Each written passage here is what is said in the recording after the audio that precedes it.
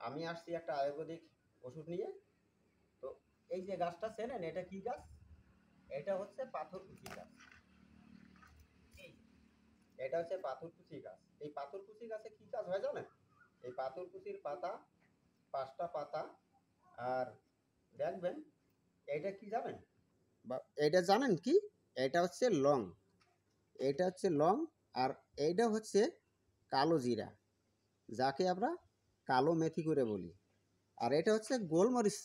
এই গোলমরিচের এই 11টা গোলমরিচ, আর এই লং 9টা, আর এই কালাজিরা 1 চামচ।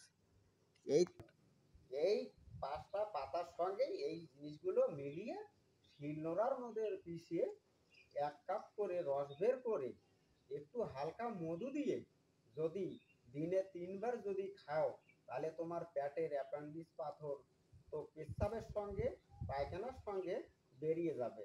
তোমার কোনো সমস্যা হবে না বন্ধু। এই কথাটা যদি বিশ্বাস হয়, ট্রাই করে দেখবেন।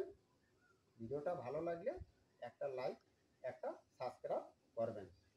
Thank you.